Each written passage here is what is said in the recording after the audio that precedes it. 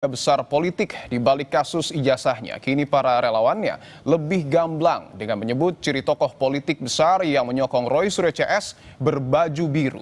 Lalu apa motif bergesernya kasus hukum ijazah menjadi drama politik? Kita bahas bersama analis politik Carta Politika, ada Yunarto Wijaya melalui sambungan Zoom, dan dua narasumber saya yang sudah ada di studio, ada Sekjen TPUA Azamkan dan juga Ketua Umum Solidaritas Merah Putih, Bung Silvester Matutina. Bapak-bapak, selamat petang semuanya. Selamat petang. Selamat petang. Siap, saya ingin ke Bung Silvester dulu. Pak Jokowi bilang ada agenda besar politik, tokohnya sudah diketahui publik. Bung Ade Darmawan bilang, clue-nya baju biru. Siapa tokohnya?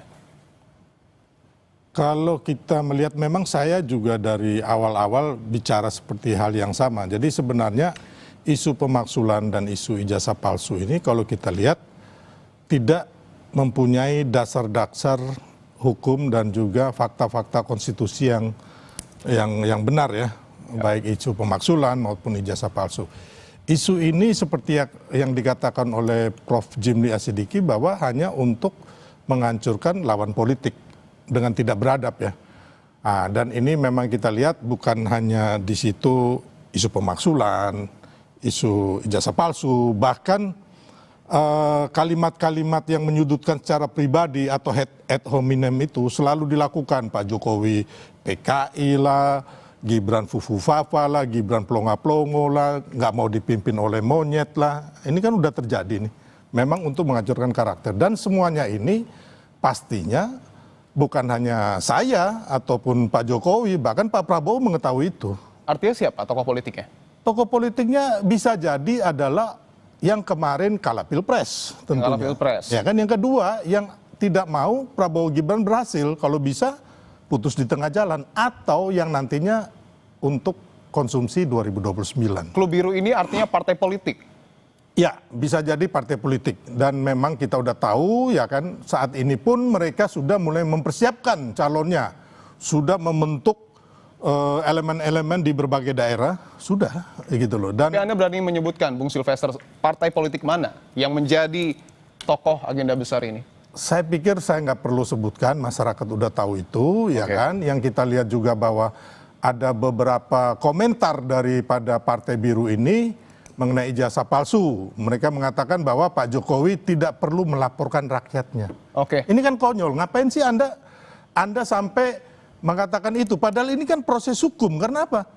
Orang menuduh tanpa bukti, ya kan. Makanya Pak Jokowi dan kami, teman-teman itu melaporkan ada pencemaran nama baik, ada fitnah, ada penghasutan gitu loh.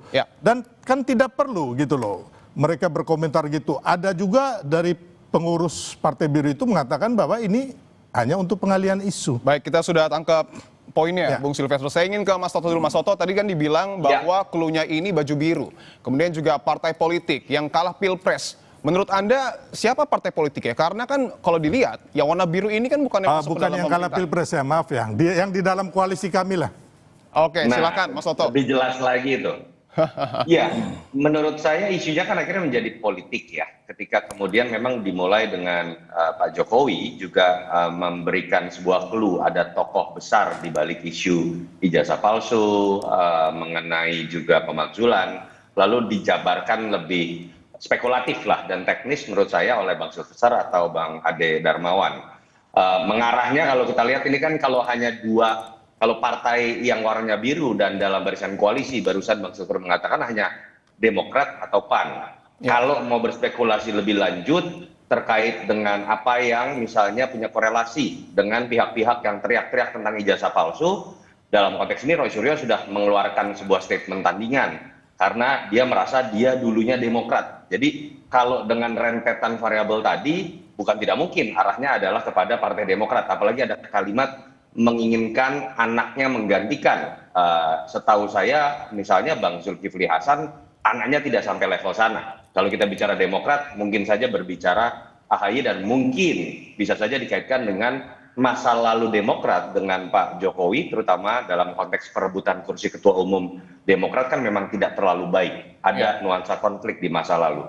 Tapi menurut saya ini entah apapun kebenarannya, kita kan nggak bisa ya kemudian membuktikan ini. Tapi yang jelas kalau benar ini terjadi, menurut saya yang paling jatuh adalah kewibawaan Pak Prabowo. Ketika kemudian Pak Prabowo seakan-akan tidak bisa berbuat apa-apa antar partai koalisinya, antar tokoh-tokoh terbesar dalam koalisinya. Apalagi ini menyangkut nama SBY dengan Pak Jokowi loh. Dua orang mantan presiden yang setahu saya Pak Prabowo sangat menjaga hubungan dengan semuanya, bahkan dengan Ibu Mega sekalipun walaupun masih menjadi oposisi. Pertanyaannya adalah kenapa sih kalau betul itu terjadi dalam konteks tuduhan teman-teman, lalu kenapa nggak diselesaikan oleh Pak Prabowo? Dan ini yang menyampaikan pertama kali adalah Pak Jokowi, Mas Toto. Apa yang pesan ingin disampaikan oleh Pak Jokowi? Begini, Pak Jokowi tidak pernah menyebutkan nama, merek, dan kemudian kode warna. Pilihannya jadi dua. Apakah kalau betul Pak Jokowi punya kesamaan prediksi dengan Bung Sylvester, apakah ini adalah upaya Pak Jokowi untuk kemudian memberikan pesan kepada Pak Prabowo? Kalau iya pun pertanyaannya, katanya hubungannya baik. Kenapa tidak disampaikan saja kalau memang punya fakta? Atau pilihan kedua, jangan sampai teman-teman relawan Jokowi ini karena terlalu sayang sama Jokowi offside, menafsirkan secara berlebihan sesuatu yang Pak Jokowi sendiri belum tentu bisa judge gitu, bahwa itu betul terkait dengan Partai Biru, apalagi terkait dengan partai lama, mantan petinggi partai, dan lain-lain. Kalau itu yang terjadi, hati-hati loh, nanti Pak Jokowi akan menambah musuh di masa pensiunnya. Baik, saya ingin ke Bung Azam. Bung Azam, tadi kan disebutkan bahwa ada partai politik berwarna biru yang membackingi tim Anda. Tanggapan Anda seperti apa? Jadi kalau kita ada gium ya, Duralek, Setlek. Gium ini menegaskan bahwa proses sekarang ini bukan politik, yaitu penegakan hukum tanpa ada pandang bulu, tanpa ada spesial lah, dikhususkan lah, diistimewakan lah, itu dulu. Yang terjadi itu. Nah kalau narasi apa yang tadi disampaikan, sebenarnya narasi itu muncul dari Pak Jokowi yang mengatakan bahwa ada agenda besar. Nah, bahasa seorang mantan presiden tentu ditangkap lah sama publik ya, mau tokoh, mau profesional ya, mau urusan akademisi, pasti ada apa ini kan begitu kira-kira. Nah sebenarnya dalam konteks ini sederhana kok.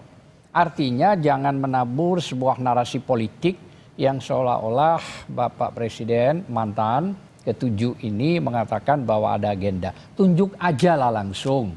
Itu maksud saya. Nah kalau kita bicara berbaju biru ada di pendukung beliau semua. Artinya Anda ingin mendorong bahwa Pak Jokowi sebut aja siapa tokohnya? Mudah, sederhana. Beliau ini mantan presiden. Berarti masih melekat ya. Artinya melekat yang dimaksud itu orang-orang dia di BIN, di BAIS dan semua itu tahulah kira-kira. Kan tinggal tunjuk aja. Saya merasa agenda ini besar, ini terus terang aja. Saya, kira-kira begitu. Saya ini sekarang ini dikepung oleh sebuah kekuasaan politik, namanya ini. Gitu lah. Jadi kita akan, mudah. Gitu baik, kita akan lanjutkan lagi dialog terkait dengan tudingan ijazah palsu Jokowi. Usai jeda berikut ini, tetaplah bersama kami di Kompas Petang, saudara. Kami lanjutkan terkait dengan tudingan ijazah palsu Jokowi, dialog yang sedang kita lakukan. Saya ingin langsung ke Bung Sylvester. Tadi Bung Azam menantang Anda untuk kemudian menyebutkan secara langsung, Pak Jokowi jangan memberikan metafora. Siapa sebenarnya tokoh di balik tudingan ijazah palsu, Bung Sylvester? Jadi gini Bang, Bang Dipo, intinya bahwa tuduhan ijazah palsu ini sebenarnya sama dengan tuduhan mengenai pemaksulan. Terus tuduhan matahari kembar. Dan kemarin isu Indonesia gelap itu. Ya kan? Nah, ini kan dimainkan oleh, ya saya bilang tadi, para petinggi negara ini yang dulu yang orang-orangnya kalah di Pilpres, ya kan? Terus yang kedua adalah orang-orang yang diberangus nih, organisasi terlarangnya HTI, FPI, termasuk yang orang ingin bermain di 2029. Tapi ini ada buktinya, Bung Sylvester? Ada, kalau umpama kayak isu matahari, isu demo-demo Indonesia gelap sudah terbukti. Sudah ada aliran dana dari para koruptor. Jadi aliran ada koruptor dana juga. Ada.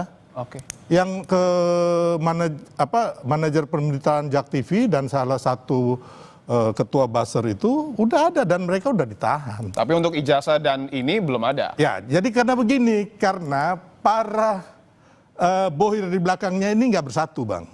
Gitu loh. Mereka bermain sendiri-sendiri. Maksud Anda tudingan ijazah palsu ini dilemparkan oleh TPUA dan kawan-kawan ini didanai?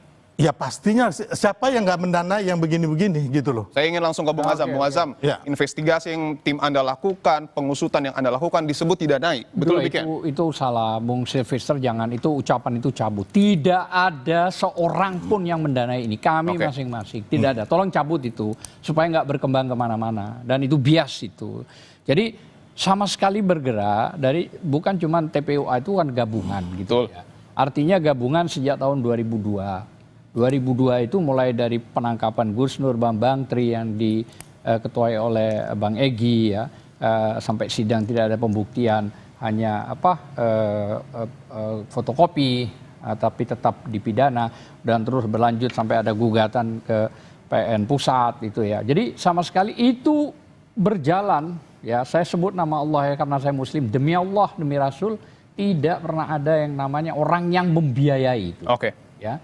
Jadi tolong juga Bung Sylvester jangan membuat narasi yang berkembang kurang sehat lah. Artinya kalau Anda maknai ketika proses hukum sedang berjalan tetapi digeser ke ranah politik, arahnya kemana menurut Anda? Kita kan sudah jelas ini persoalan hukum. Yang menyeret politik ini siapa?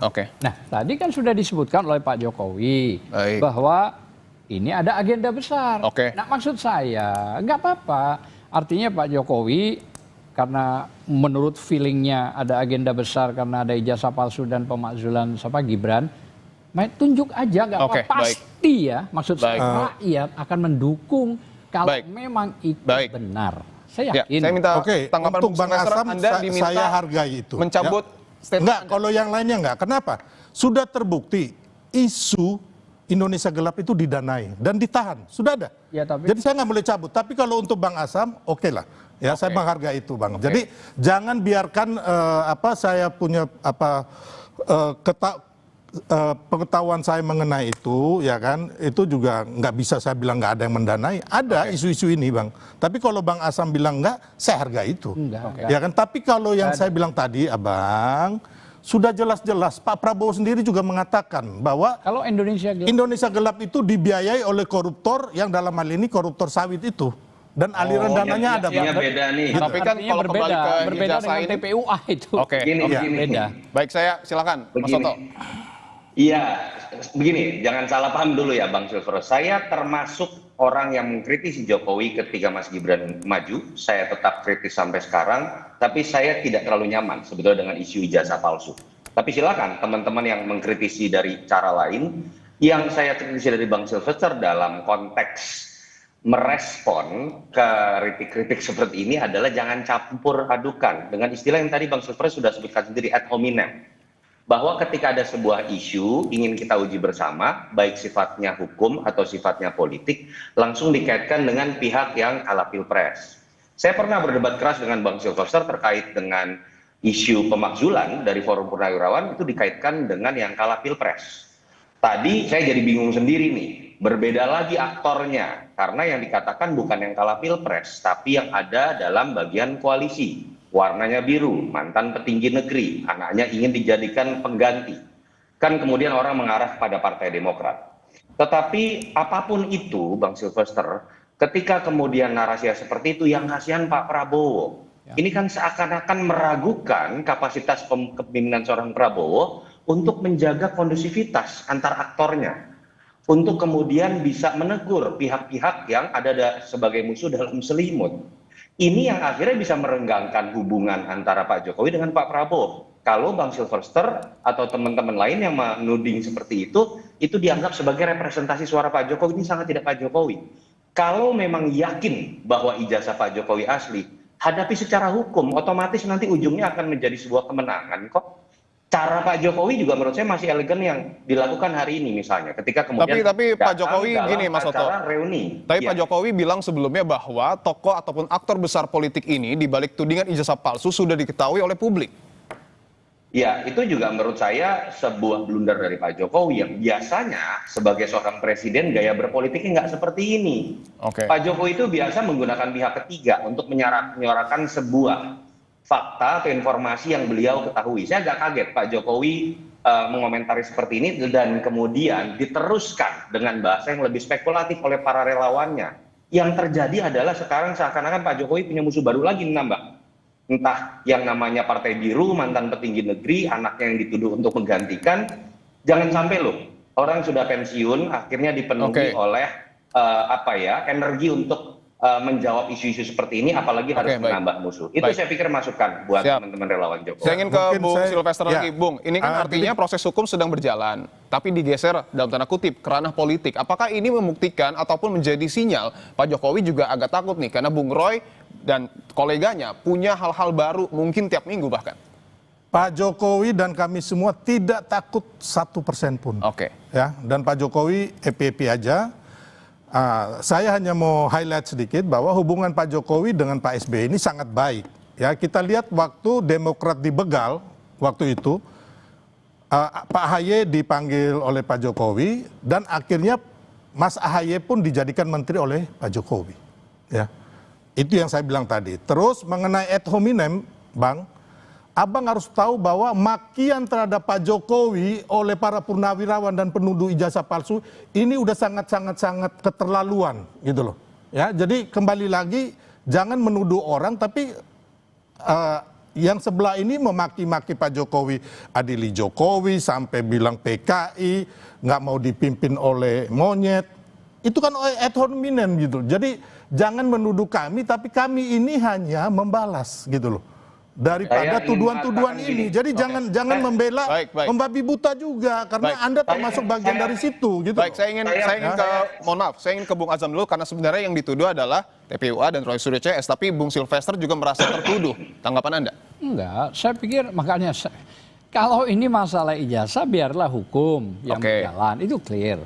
Jadi nggak usah ditarik kemana-mana terlalu jauh gitu loh maksud saya. Nah, kalau termasuk ranah politik ya? Iya, ke ranah politik gitu loh. Apalagi tadi Bung Sir juga mengatakan bahwa ya pembegalan Demokrat itu coba ketua KSP siapa waktu itu? Jenderal Muldoko. Itu yang ingin. Jenderal Muldoko sekarang ada di mana? Tapi itu pribadinya Pak Mulma, Bang. Tetap. Saya tahu persis. Bukan. Saya sudah menanyakan Pak Muldoko. Bukan. Saya tanya Pak Muldoko, Anda di order Pak Jokowi tidak? Pernah nggak Pak Muldoko dipanggil oleh Pak Jokowi? Dan Pak AHY dipanggil Pak Jokowi di Istana Bogor. Makanya AHY dikasih menteri oleh Pak Jokowi. Silakan Bung Azam. Jangan kita kembali ke isu ijazah ya. Pak Muldoko sudah melakukan itu. Tapi kan ada pembiaran. Baik. Nah, itu di zaman siapa? Saya mau tanya. Saya minta. Ini penting juga. Saya minta tanggapan Mas Toto. Silakan Mas. Bung Dipo. Siap. Ini isinya udah berbeda, makanya jadi kemana-mana. Betul. Bung Silvester, masukan saya tadi itu simple. Ad hominem itu bukan dalam konteks Anda tidak boleh membalas sebuah isu. Poin saya adalah ketika ada sebuah isu yang Anda bisa kemudian counter secara hukum, counter secara politik dengan objektif dan bijaksana, tapi Anda generalisasi kemudian misal, oke, yang bicara pemakzulan Anda yang kalah pilpres. Yang kalah pilpres banyak. Dan tidak semua berpolitik. Yang kalah pilpres sedang bekerja, meneruskan kemudian pekerjaannya dan mungkin mengkritisi dengan nalarnya. Yang kedua, ketika Anda berbicara mengenai isu ijazah palsu, lalu dikaitkan dengan partai politik warna biru, mantan petinggi negeri. Poin saya adalah Anda kok seakan-akan mungkin karena rasa cinta yang luar biasa pada Jokowi untuk membela, tapi kemudian bersikap melebihi bahkan Pak Prabowo sendiri yang sangat menghormati seluruh mantan petinggi negeri dan bahkan menghormati siapapun yang kalah pilpres. Itu poin saya. Oke, baik. Terima kasih. Bang Silvester. Terima kasih Mas Toto, terima kasih Bung Azam, terima kasih Bung Silvester. Kita berharap bahwa proses hukum terus berjalan ya, dan kita hargai itu. Harapan kita jangan dicampur aduk. Benar kata Mas. Itu poinnya. Intinya ucapan saya ini selaras dengan Pak Prabowo dan Pak Jokowi itu aja. Kalau enggak mereka pasti protes lah. Baik, terima kasih Bapak-bapak semua.